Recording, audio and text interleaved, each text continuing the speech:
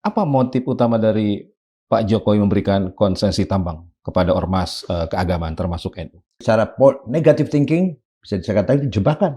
Bukti ya, sama sekali KIB ini nggak pernah kritis terhadap pemerintah. Ketegangan antara Gus Yahya dan Saiful, antaranya faktor tambang ini. Laknat, kutukan. Buktinya itu pecah. Ini murni persoalan internal, tidak ada cawe-cawe eksternal? Ada sih pasti. Saya tidak menuduh istana tidak, tapi bahwa adalah yang orang yang berkepentingan dengan pecahnya NU itu ada. Hanya bukan faktor utama. Saya juga dulu ditawari mantan pejabat penting di Kalimantan Selatan. Ketika Buya masih menjabat? Iya. Ada ngajak. Dari orang-orang Banjar. Ya orang apa? Kalimantan Selatan. Iya. Selatan. Oke. Saya tolak dengan hal itu. Batubara. Ini ada dua situasi yang momentumnya hampir berdekatan ya. Bencana di Sumatera dan juga bencana di PBNU. Semuanya terkait dengan tambang, dengan alam eksploitasi alam yang berlebihan. Pelajaran dari Allah langsung nyata. Kalau kita orang cerdas, orang arif, ya harus bisa mengambil pelajaran. Kalau nggak bisa mengambil pelajaran, orang dungu namanya.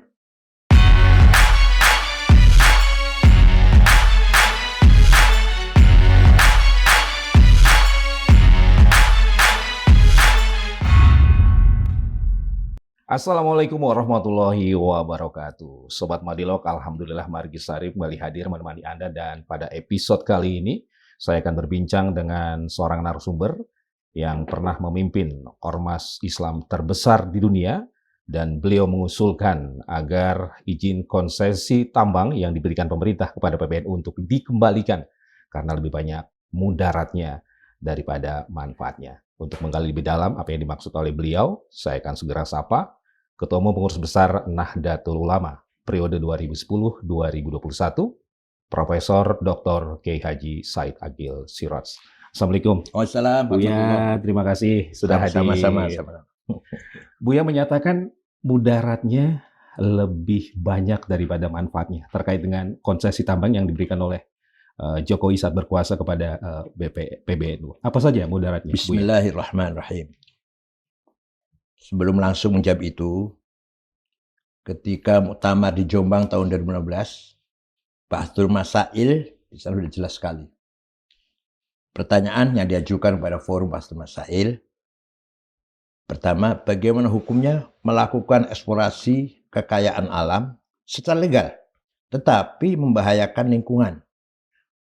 Jawab, eksplorasi kekayaan alam yang berlebihan sehingga menimbulkan kerusakan lingkungan, hukumnya adalah haram.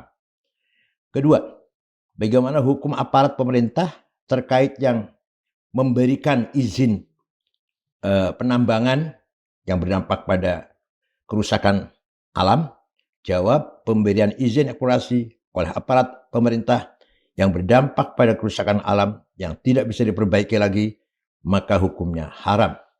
Ini berdasarkan, tidak sembarangan, berdasarkan tafsir Imam Razi, yang kebetulan saya kalau malam Jumat dan malam Senin saya baca itu, ayat wala tufsidu fil ardi ba'da islahiha. Kamu jangan sekali-kali berbuat kerusakan di muka bumi. Nah, kerusakannya apa? Diterangkan di sini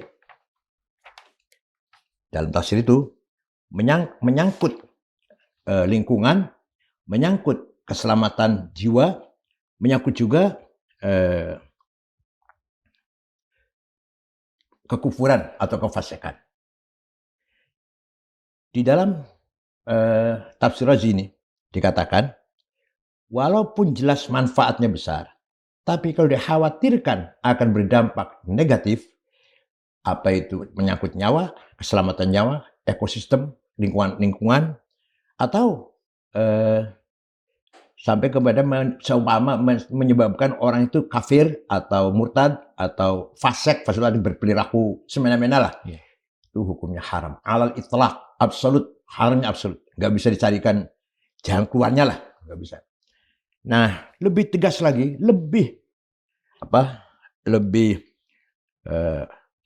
terang benderang lagi, keputusan Munas Kombes di Lombok yang mengatakan bahwa tahun 2017 ya, pada bab 3 berkaitan dengan badan khusus pasal 4.6 bahwa badan pelaksana adalah orang-orang yang memiliki kompetensi di bidangnya, profesional, dan tidak merangkap sebagai pengurus Nahdlatul Ulama. Dan kalau kita lihat tambang di NU ini, komutnya Rois Am, dirutnya ketua umum. Ini jelas pelanggar ini. Jadi pelanggarnya ini menurut saya secara teologis dan secara organisatoris. Oke. Ya. Kembali ke mudaratnya apa saja selain yang tadi sudah? Ya, mudaratnya disebut oleh kalau bila tafsir ini ya secara umum saja menyangkut keselamatan jiwa, lingkungan, ekosistem tanah atau bumi, dan tadi dikhawatirkan menimbulkan kefasekan. Artinya orang itu berperilaku semena-mena, ya mungkarot lah, ya, maksiat mungkarot namanya kefasekan. Apalagi sampai kekufuran. Seumpama itu jelas haramnya absolut. Oleh karena itu, pertama dulu saya mendengar bahwa Pak Jokowi memberikan konsesi tambang kepada ormas, saya sambut gembira. Barangkali itu merupakan penghargaan kepada ormas yang dulu berjuang sebelum lahirnya NKRI. Nah, NU Muhammadiyah dan sebagainya. Apresiasi. Tapi setelah melihat saya dengan betul-betul saya merenung dengan objektif bahwa menyimpulkan madorotnya lebih besar. Antara lain ketegangan antara kalau sebut nama lah Gus Yahya dan Saiful dulu. Saiful yang di backup oleh Gus Am. Antaranya faktor ini sebab tambang ini. Saya nggak akan ikut masuk ke dalam. Yang jelas itu juga menjadi sebab konfliknya antara ketua umum dan sekjen. Yang sekjen di belakangnya ada Gus Am. Oke. Kalau menurut Buya, kalau memang banyak mudaratnya, kenapa diambil oleh PBNU? Iya, saya katakan pertama kali mendengar saya nyambut gembira lah, welcome lah. Tapi setelah sekarang kita renungkan dalam-dalam, jelas sekali madornya pada ormas, yaitu melahirkan ketegangan. Apalagi kalau kita lihat di negara Bolivia, Venezuela, Nigeria, yang tadi bersatu kompak perang saudara gara-gara tambang. Masa kita nggak bisa mengambil pelajaran seperti itu? Jadi kelihatannya ada kemaslahatan, ada kebaikan, ternyata belum sampai ke sana sudah jelas di sini sudah pecah, sudah mador, berarti sudah melahirkan kemadorotan. Oleh karena itu pendapat saya kebalikan sebagai mustasyar PBNU. Iya, oke. Kalau menurut Buya, apa motif utama dari Pak Jokowi memberikan konsesi tambang kepada ormas keagamaan termasuk NU? Secara positive thinking, barangkali itu merupakan tanda penghargaan negara kepada ormas yang ikut berjuang sebelum kemerdekaan Indonesia. Tapi secara negative thinking, bisa saya katakan itu jebakan. Sehingga akhirnya nanti ormas ini lumpuh, tidak mampu untuk memberikan kritik atau masukan ya, rekomendasi yang agak tajam dari pemerintah. Sama seperti pendapatnya siapa? Hakim Saldi MK itu, bahwa adanya konsesi tambang melumpuhkan kepada ormas, kampus juga itu melumpuhkan sifat kritisnya. Jadi secara halus ingin membungkam ormas. Ya. Tapi itu kalau kita pakai negative thinking. Ya. Walhasil NU dilahirkan, dibentuk, dibangun oleh Mbah Hasyim Asy'ari, Kiai Wahab, Kiai yang lain. Tujuannya ingin membangun pertama kali pandangan politik bahwa kiai-kiai ulama NU menerima nasionalisme. Tidak harus khilafah, menerima nasionalisme. Asalkan tetap ada agama. Maka lahirlah jargon hubbul waton dan iman. Ya. Nasionalisme bagian dari iman. Anda nasionalis bertuhan, Anda bertuhan harus nasionalis. Itu satu. Yang kedua, kita punya prinsip ahli sunnah jamaah. Islam yang moderat, toleran, dan seimbang. Tidak radikal, tidak ekstrim, baik kanan maupun kiri. Tidak tekstual, tidak rigid, dan tidak liberal. Itu kita jaga betul. Nah, itu asbab mengapa NU lahir. Tahun 25, ketika kerajaan Saudi Arabia membongkar situs-situs sejarah. Masuk ke Mekah, tempat lahirnya Nabi Muhammad. Kemudian di dalam masjid sendiri ada beberapa peninggalan sejarah yang dibongkar lah. Kemudian ke kuburan Ma'la. Kuburan yang tadinya ada kijing, rata dengan tanah. Nah, tinggal Madinah. Di Madinah dipakai dulu rata dengan tanah. Pakai itu kan makbarah umum ya, para sahabat. Tinggal kuburan Rasulullah, Abu Bakar, Umar yang ada di masjid. Itu akan dibongkar. Segera Kiai Hasyim Asy'ari mengutus Komite Hijaz yang terdiri dari Kiai Wahab, Kiai Zul Arifin. Zul Arifin itu Perdana Menteri yang ikut sholat dengan Bung Karno keserempet bom ya, atau peluru lah. Kemudian Haji Hasan Gipo, seorang pengusaha dari Surabaya, berangkat ke Saudi, diterima oleh Raja Abdul Aziz di Jeddah. Pertama, mengucapkan selamat atas kemenangan Saudi Arabia. Kedua, mohon agar jamaah haji diberi kebebasan selama di Mekah Madinah sesuai dengan mazhabnya masing-masing. Ketiga, khotib Jumat plus imam digilir. Misalkan tiap minggu Hanafi, minggu depannya Maliki mazhabnya, minggu depan Syafi'i, minggu depan Hambali. Yang terakhir, memohon atas umat Islam negeri Jawi itu Indonesia lah, agar kuburan Rasulullah tidak dibongkar. Permintaan yang tiga tadi ditolak.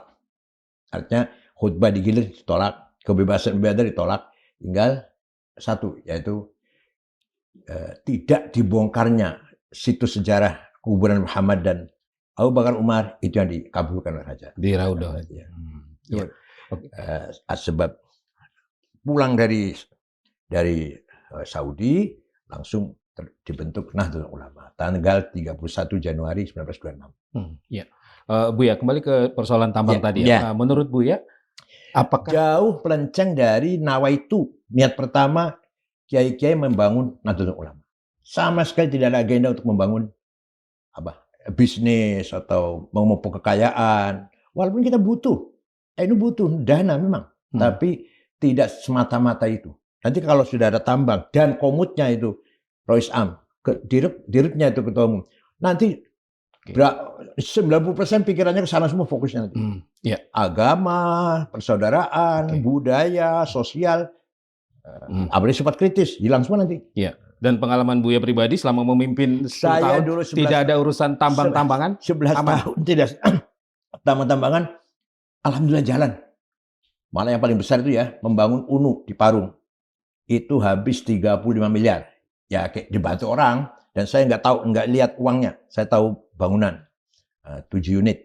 Kemudian membeli tanah di belakangnya kantor PBNU untuk perluasan 11 miliar. Kemudian membangun teman-teman NU yang akan membeli rumah di Brussels untuk jadi masjid. Brussels ya. Kita bantu 6 miliar. Ya kita carilah.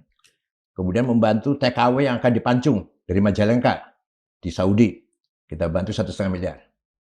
Jadi alhamdulillah jalan. Banyak sekali orang simpati ingin bantu NU itu. Harlah di Senayan habis 12 miliar. Banyak bantu. Ya pengusaha-pengusaha itulah. Asal kitanya betul-betul amanah. Audit. Ada audit, semua ada. Tahun di audit.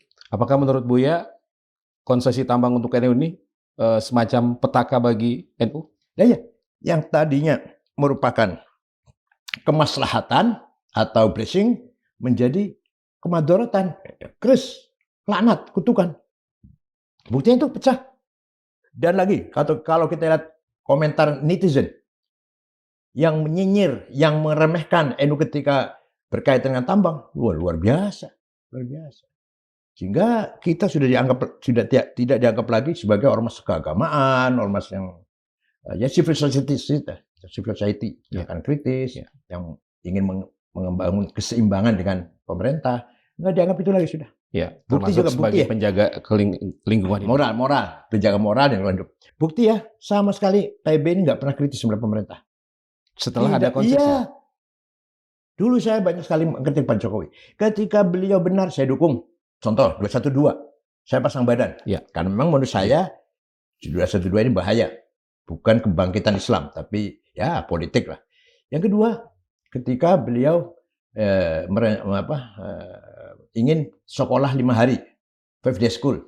Nanti madrasah di desa nganggur itu, karena pulang jam 5. Nah, saya protes itu, atau saya mohon supaya dibatalkan sudah keputusan Menteri Pendidikan Pak itu Afandi Muhajir Effendi. Yang ketiga, Hari Santri. Hari Santri Pak Jokowi maunya tanggal 1 Muharram. Saya 2 kali, 3 kali ya. Nggak benar Pak 1 Muharram. 1 Muharram itu hari Islam milik dunia, milik masyarakat internasional, 1 Muharram. Jadi apa? Tanggal 22 Oktober. Yaitu di mana Resolusi Jihad Hasyim Asy'ari mengatakan bahwa jihad hukumnya fardu ain, barang siapa mendukung atau menjadi cecunguknya penjajah boleh dibunuh. Walaupun nggak kafir, masing-masing nggak mau kafir, tapi boleh dibunuh. Sampai segitunya. Jadi Hasyim Asy'ari fatwanya itu juga beberapa kiai kumpul, bukan sendirian, bukan tanggal sendiri, bukan. Mengundang para kiai 2 hari itu, tanggal 20 dan 22, mengeluarkan Resolusi Jihad bahwa melawan penjajah hukumnya fardu ain. Setiap orang wajib. Nah, kemudian itu akhirnya Pak Jokowi perintah Menteri Agama Pak Lukman Syaifuddin mengadakan FGD di Hotel Salak Bogor. Semua ormas diundang, ormas Islam. Setuju tidak 22 Oktober? Narasumbernya almarhum Profesor Azwati Azra dan Direktur Pesantren waktu itu Al Idrus ya namanya. Dan saya.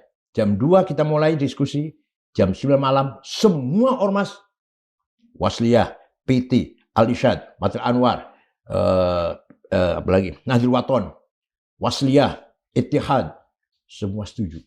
Tanggal 20 Oktober. Nah, Pak Jokowi mengeluarkan kepres dan alhamdulillah Hari Santri 20 Oktober. Oke, jadi kemudian Omnibus Law. Saya kritik. Banyak poin-poin yang menguntungkan konglomerat lah, merugikan pengusaha kecil atau petani. Sampai datang ke rumah Pak Pratik Seknek dan Pak Panglima, Pak Hadi Cahyanto. Mana yang nggak setuju. Gitu. Kemudian apalagi undang-undang pesantren. Undang pesantren ada poin-poin yang melemah atau merugikan pesantren. Saya beri masukan. Iya. Ya. Jadi artinya 11 tahun bukan berarti saya sukses sekali 100% enggak, tapi ada legacy adalah. Termasuk mengkritik pemerintah dengan sejumlah kebijakan. Dan menurut Buya itu tidak terjadi di era setelah Buya sama sekali. Pasca diberikan konsesi tambang itu. Iya. Seperti misalnya kelangkaan minyak goreng, nggak pernah ada suaranya. Korupsi ini, bencana alam ini. Ya ada sih, tapi nggak begitu menggigit. Ya. Menurut Buya, apakah Pak Jokowi harus bertanggung jawab terhadap situasi PBNU saat ini terkait dengan pemberian konsesi tambang?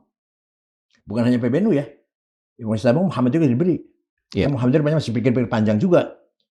Apapun seorang pemimpin ketika mengambil keputusan atau kebijakan, berarti harus ikut bertanggung jawab. Dunia akhirat. Lahir batin. Dan menurut Buya, pemberian konsesi telah merusak tatanan yang ada di PBNU. Iya. Madorot ke PBNU juga. Saya madorot lingkungan, madorot tadi itu. Situasi yang terjadi hari ini. Betul. Di itu barangkali salah satu faktor saja. Faktor yang kedua, Ketua Umum mengundang guru besar untuk mengisi narasumber AKN, Akademi Kepemimpinan NU, dari orang yang mendukung Zionis, mendukung Israel, yaitu Profesor Peter Berkowitz. Iya. Itu betul-betul menyakiti umat Islam, khususnya kiai-kiai NU. Ya, Buya, sebelum keputusan diambil konsesi tambang kan sebenarnya juga banyak warning dari sejumlah pihak, termasuk dari kalangan NU sendiri. Sebaiknya jangan diambil karena akan merusak kitoh dari Nahdlatul Ulama. Tapi mengapa tetap diambil waktu itu menurut Buya? Saya nggak tahu, karena saya sudah di PBNU. Iya. Kalau menurut Buya ada situasi apa saat itu? Ya barangkali idealnya ya, nanti akan ada sumber dana yang kuat, bisa membantu warga NU yang miskin, pesantren madrasah yang reot, anak-anak yatim juga banyak, warga NU kan besar sekali, 104 juta. Pasti di situ isinya yang paling banyak mustadafin, fuqara, masakin. Kiai-kiai pun yang mengajar madrasah, yang imami musola, nggak ada, atau kalau ada honor pun 300.000 paling.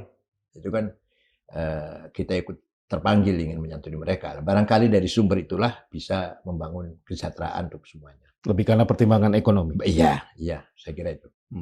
Makanya pertama kali itu saya welcome. Saya ikut senang, ikut apresiasi. Karena sebagai rasa terima kasih pemerintah kepada ormas yang telah berjuang kemerdekaan. Iya.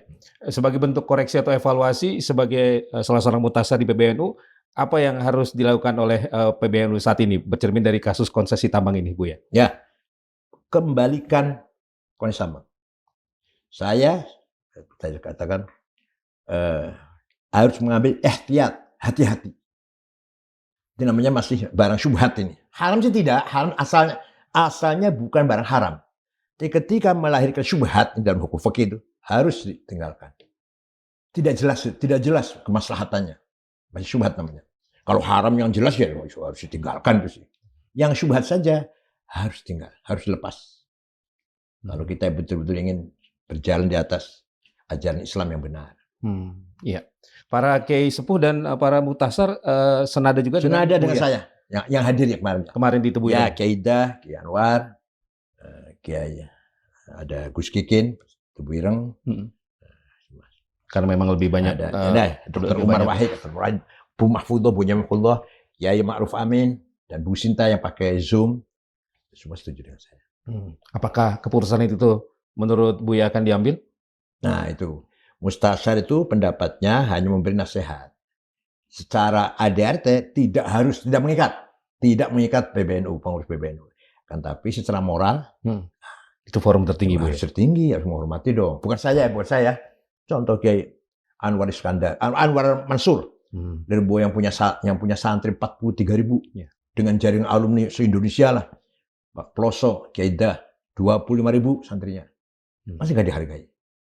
Kiai Ma'ruf Amin ya kita semua tahu lah, ulama besar, intelektual, mantan wapres, masa nggak didengar? Ya, oke. Bu ya, ini ada dua situasi yang momentumnya hampir berdekatan ya. Bencana di Sumatera dan juga bencana di PBNU. Semuanya terkait dengan tambang, dengan eksploitasi alam yang berlebihan. Apa yang bisa Buya sampaikan dari dua situasi yang momentumnya hampir bersamaan? Pertama ya saya ikut prihatin dengan musibah yang menimpa Aceh, Sumatera Utara, Sumatera Barat. Dan itu sebuah pelajaran di depan mata kita. Itu loh. Bukti sesuai dengan keputusan Batul Masail di Tebu Ireng. Itu bukti itu jelas, bukti nyata. Bukan hanya prediksi. Ini jelas bukti. Dengan adanya penebangan di luar batas, terjadi longsoran hebat seperti itu. Apakah kita ingin seperti itu? Malu dong. Bukan hanya malu ya, dosa dong. Dosa dan malu. Marwah NU akan hancur, akan hilang. Dan kalau NU itu marwahnya hilang, marwahnya, wibawanya hilang, yang rugi bukan hanya NU. Bangsa atau negara pun rugi. Dengan jaringan kita ke luar negeri, dengan umat Islam, Al-Azhar Mesir, Robito Alam Islami di Mekah, sangat memperhitungkan NU. Tapi kalau seperti ini, bisa mereka memandang kita gombal. Jadi apa hikmah bagi kita semua dari situasi yang terjadi di PBNU dengan bencana Sumatera? Pelajaran dari Allah langsung nyata, yaitu dengan adanya musibah di Aceh dan Sumatera Utara, Sumatera Barat. Itu harus, kalau kita orang cerdas, orang arif, ya harus bisa mengambil pelajaran. Kalau nggak bisa mengambil pelajaran, orang dungu namanya. Sudah beri fakta, kenyataan kok nggak mengambil pelajaran, orang dungu. Kalau kita cerdas, kita arif, dengan objektif, pikiran yang tenang, harus bisa mengambil pelajaran. Ya. Buya, selama kepemimpinan Buya dan juga ketum sebelumnya, tentu sudah melaksanakan banyak hal untuk Republik ini, termasuk dalam hal menjaga alam ya. Nah, selama ini apa yang sudah dilakukan oleh NU Buya? Ya, saya kira antara lain keputusan itu tadi juga dalam rangka antisipasi kan. Antisipasi agar hati-hati dalam mengeksplorasi kekayaan alam ini. Saya tidak setuju terus terang saja apa yang disampaikan oleh Mas Ulil Albsor, mengatakan bahwa mengeksplorasi itu berarti kita memanfaatkan anugerah dari Allah dengan dasar kemaslahatan umum. Kemaslahatan umum atau bahasa Arabnya maslahah mursalah. Salah satu sumber hukum. Selama tidak ada di Quran hadis. Kalau Quran sudah ada, nggak boleh pandang hadis. Quran tidak ada, hadis ada, nggak boleh memandang dengan standar akal. Yang penting akal itu namanya. Masalah musalah itu bisa menjadi sumber hukum kalau di Quran tidak ada, di hadis tidak ada. Di Quran tadi ada jelas, wala tufsidu fil ardi ba'da islahiha. Jangan kamu berbuat rusak di muka bumi setelah bumi ini dicipta oleh Allah dengan sempurna. Banyak sih hal-hal yang saya nggak sependapat dengan Mas Ulil. Seperti untuk mendapatkan hak kita, rasuah halal. Itu nggak benar, itu nggak benar. Nggak benar. Apa? Hadis ada soalnya. Ar-Roshi wal Murtasi finnar. Yang nyuap dan yang menerima suapan, neraka dua-duanya. Dan kalau dari hadis, nggak boleh pakai akal. Masalah musalah pakainya akal. Mempertimbangkan rasa rasional, pertimbangan rasional. Jadi kalau Quran sudah ada, akal nggak boleh dipakai. Sholat 5 waktu, udah nggak boleh mengapa 5, kenapa nggak 6, kenapa nggak 4. Sholat subuh 2 rakaat, zuhur 4, nggak boleh ditukar. Secara akal setelah istirahat panjang 4 dong. Nah kalau zuhur lagi tengah-tengah kerja 2 saja dong. Nah, akal gitu kan. Dan banyak sekali hal-hal. Jadi sumber hukum Islam pertama Quran. Tidak ada Quran, cari hadis. Ada hadis, harus hadis dipegang. Tidak ada, maka pakai akal. Rasional, ada 2. Akal kolektif, namanya ijma, konsensus. Akal individual, namanya qiyas. Di situ dipakai masalah mursalah. Ya, Buya, sebagai kekuatan yang memiliki sebagai organisasi yang memiliki kekuatan moral, spiritual dan juga intelektual kan PBNU atau Nahdlatul Ulama bisa memberikan peran yang lebih maksimal lagi dalam sebenarnya yang paling positif, baik itu positif ekonomi dan positif sosial, buat sosial, reboisasi. Ambil program reboisasi. Itu dampaknya sangat luas. Walaupun keuntungannya tidak seperti menambang, tapi ada keuntungan, keuntungan finansial ada, dan kita yang kita lakukan nanti punya bobot sosial yang positif. Itu yang bisa dilakukan. Iya, reboisasi apa namanya? Bekas tambang yang reklamasi, betul. Itu bisa dilakukan. Itu dua-duanya dapat tuh. Ya, keuntungan materi ada, walaupun tidak sebesar nambang. Tapi juga itu langkah positif, nilai politis, nilai sosial yang sangat luar biasa. Dan itu juga panggilan agama, secara teologis juga ada. Kita mengatasi kemadorotan. Luar biasa sebenarnya itu. Ya, oke. Dan dari situasi saya juga dulu ditawari, walaupun bukan oleh negara, oleh pengusaha. Oke. Saya tolak. Oh, ada pengalaman pribadi. Ada pengalaman pribadi. Untuk nambang. Tapi nggak sampai, kalau kan 26.000 hektar. Ketika Buya masih menjabat? Iya. Ada ngajak. Dari orang Banjar. Ya orang apa? Kalimantan Selatan. Iya. Kalimantan Selatan. Oke. Saya tolak dengan halus. Nggak sebut namanya lah. Mantan pejabat penting. Jadi sudah mantan di Kalimantan Selatan. Itu Buya dikasih atau diajak kerjasama? Ditawari, kerjasama. Oke. Saya tolak. Batubara? Batubara. Kenapa Buya tolak? Itu tadi. Apa namanya? Bisa melahirkan fitnah, suudzon, iri, hasud, fitnah. Pasti akan terjadi itu. Dapat berapa itu ketua umum ya? Itu kan nanti. Meskipun itu tawaran secara pribadi? Secara pribadi, ya. Nilainya fantastis, Bu. Wah ya lumayan lah. Walaupun nggak sebesar PB 26.000 hektar, enggak. Dan sebenarnya Buya bisa melakukan itu? Bisa. Beliau orang NU kok, mantan gubernur. Saya tolak. Akhirnya? Ya saya tolak. Enggak mau saya. Dikasih ke siapa, Buya? Nggak tahu. Saya jawabnya dengan bercanda. Kalau mau nyumbang silahkan. Nggak usah saya ikut masuk dalam pertambangan itu. Kalau mau nyumbang silahkan. Karena Buya juga melihat potensi kerusakan lingkungan. Ya. Ini yang saya takuti ke dalam internal PB nanti. Waduh, berapa itu? Fitnah. Biasa-biasa aja lah, wajar-wajar saja lah. Bahwa orang menjadi ketua PBNU ya pasti rezekinya bertambah. Tapi jangan serakah. Bukan serakah, jangan kelihatan glamor banget gitu. Bahwa rezeki orang ketua PBNU ya kita akui bertambah. Jadi memang godaan. Godaan sebagai ketua PBNU itu luar biasa ya. Pasti. Perempuan juga godaan. Oke. Iya. Jadi tambang ini memang sangat menggoda ya? Iya. Jadi memang harus benar-benar ada integritas yang kuat di situ ya, Bu ya? Harus lahir batin. harus di samping kesempurnaan ilmu pengetahuannya luas, juga integritas, akhlaknya mulia, juga spiritual. Minimal tiap hari tahajud, sholat malam. Gak sembarangan. Ya. Karena kita ini Oke. mimpin gerbong Ya. Islam, Ya. umat Islam. Oke. Ketika terus terang saja, saya juga banyak orang anti saya atau ngebukin saya. Tapi di luar NU, ya, HTI, FPI, Wahabi itu ngebukin saya. Ya. Kalau di dalam NU, alhamdulillah solid selama 10 tahun, 11 tahun. Ya.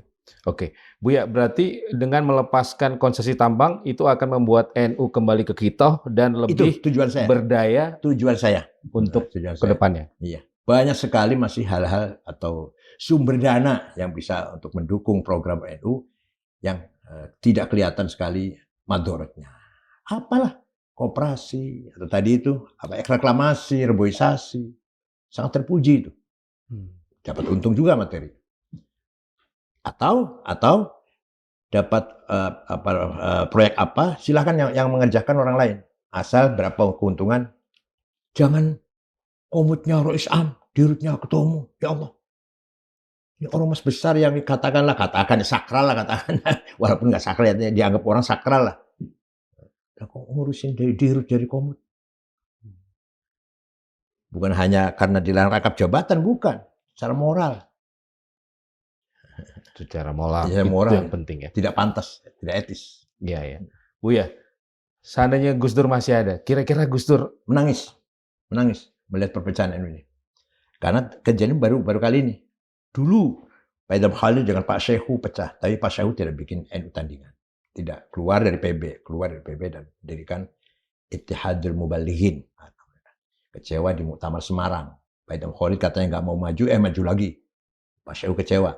Kemudian keluar dan mendirikan Ittihadul Mubalighin. Ketika Gus Dur, Abu Hasan, dia disupport oleh Orde Baru, kalah, kemudian mendirikan NU tandingan, gagal, bubar dengan sendirinya lah. Ketika Pak Hashim Muzadi, aman-aman saja. Sekarang baru kali ini ada NU yang serem ini, luar biasa, antara ketum dan Rois Am.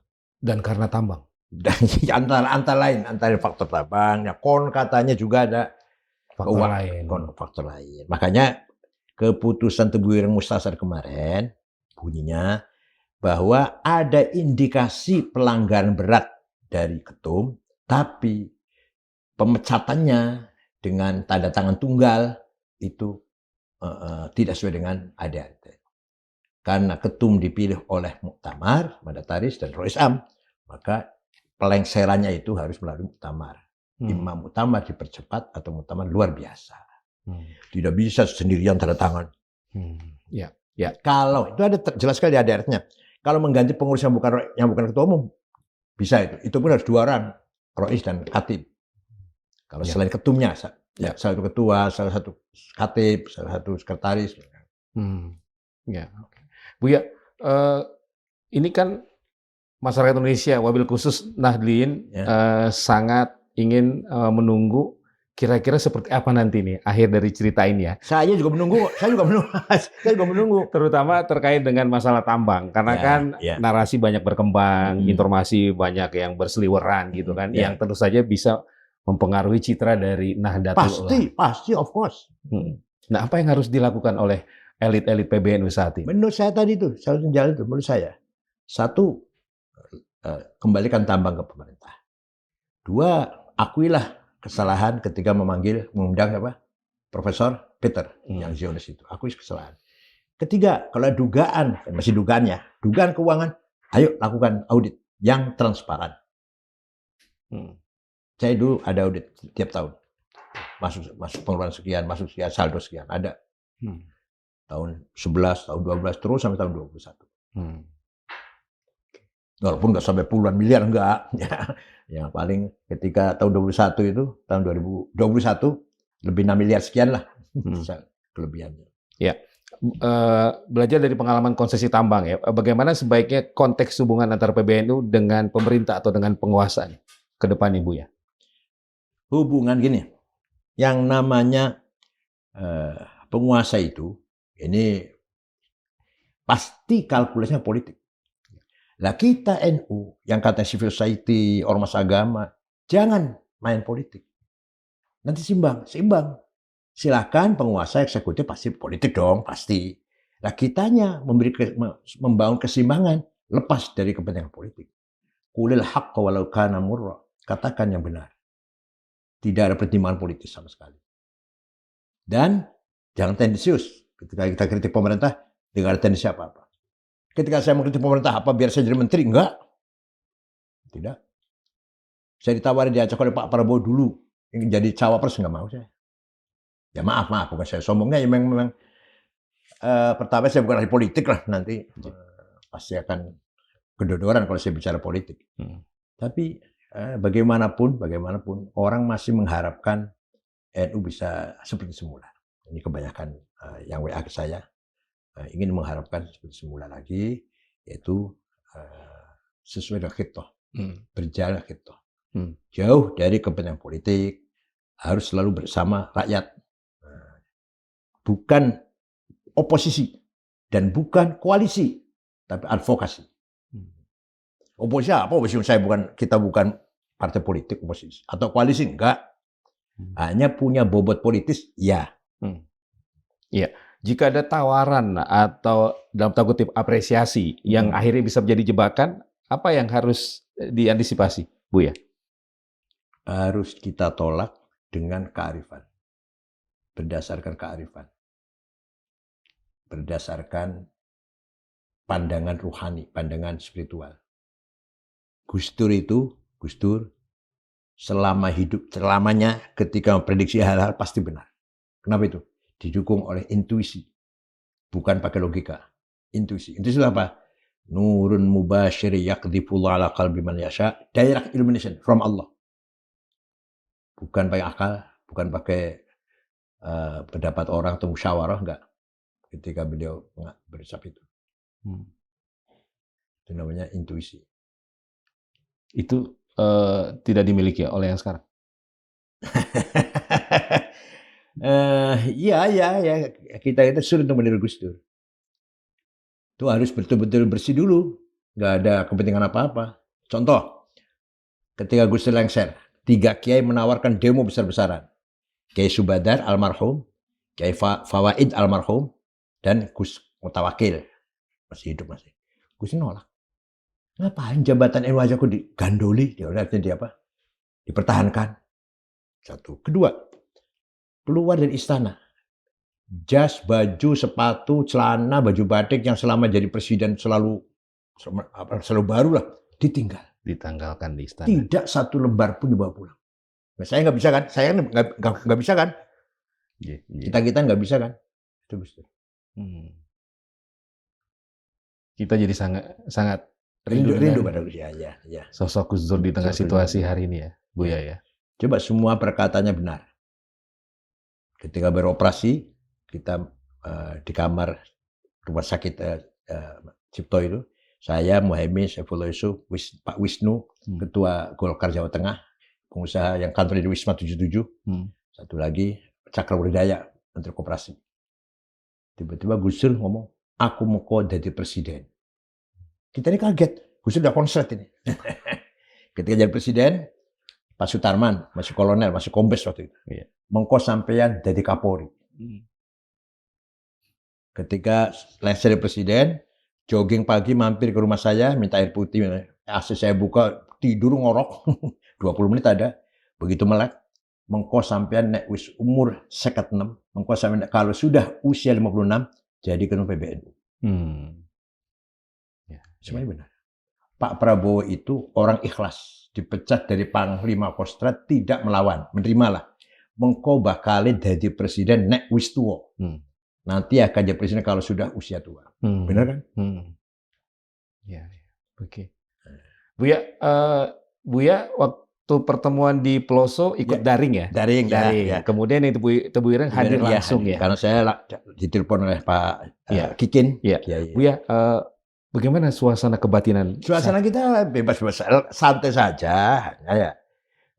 Ada kok kalau ingin Iya, iya. Enggak, rekamannya maksud saya suasana kebatinan apa yang Buya kita dan para kiai sepuh rasakan? iya, kita penuh dengan semangat ukhuwah, semangat ingin memberikan sumbangsih pengurus PBNU supaya solid lagi, supaya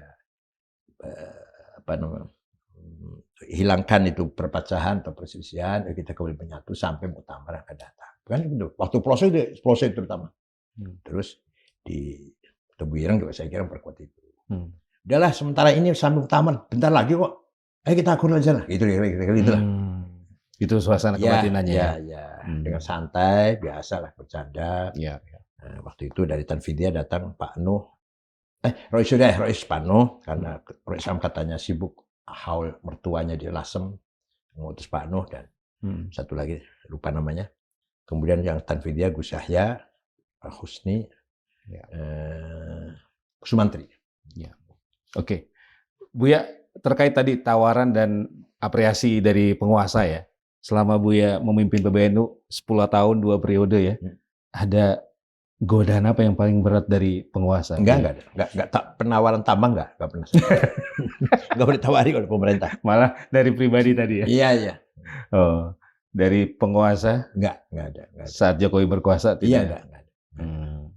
Dan tawaran tambang itu datang setelah Buya sudah selesai ya? Ini iya. Itu kan di eranya Gus Yahya.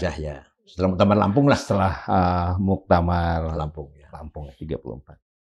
Muktamar Lampung ada luka kering yang belum sembuh? Oh, enggak. Semua kan dari Allah semua. Dan semua akan dipertanggungjawabkan. Siapapun, berbuat apapun, sekecil apapun, akan dibertanggung jawab di depan Allah.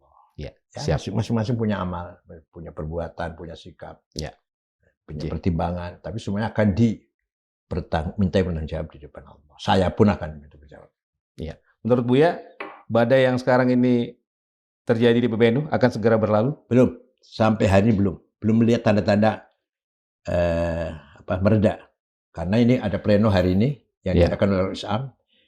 Gus Yahya akan melakukan pleno lagi di kantor PBNU. Ya. Jadi tanggal 11 nanti. Rupanya masih memanas. Saya belum melihat tanda-tanda suasana yang dingin, yang cool, belum kelihatan.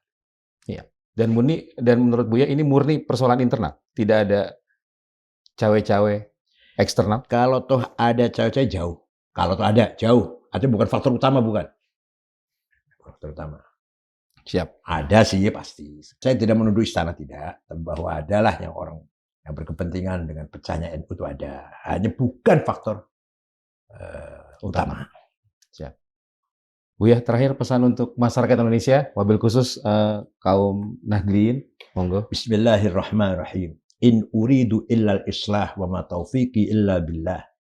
Allah menentangkan kita agar ayo hidup bersamaan, hidup menyatu, maslahat, jauhkanlah permusuhan, kebencian antar suku, antar agama, antar etnik. Itu adalah prinsip kita Ahlussunnah wal Jamaah. Apalagi sesama pengurus Nahdlatul Ulama.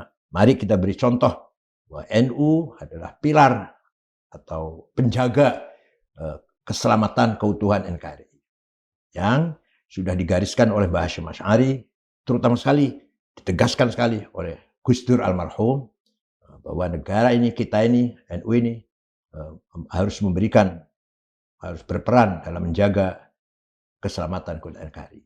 Siap, Mas. Matur suwun. Sama-sama. Matur suwun, Buya. Sobat Madilog, itu tadi perbincangan saya bersama Ketua Umum Pengurus Besar Nahdlatul Ulama masa khidmat 2010-2021, Profesor Dr. G.Haji Said Agil Sirot, terkait dengan usulan beliau ya kepada PBNU agar izin konsesi tambang yang diberikan pada saat era Jokowi dikembalikan karena dinilai lebih banyak mudaratnya daripada manfaatnya. Semoga bermanfaat. Saya Margi Sari pamit. Wassalamualaikum warahmatullahi wabarakatuh. Matur suwun.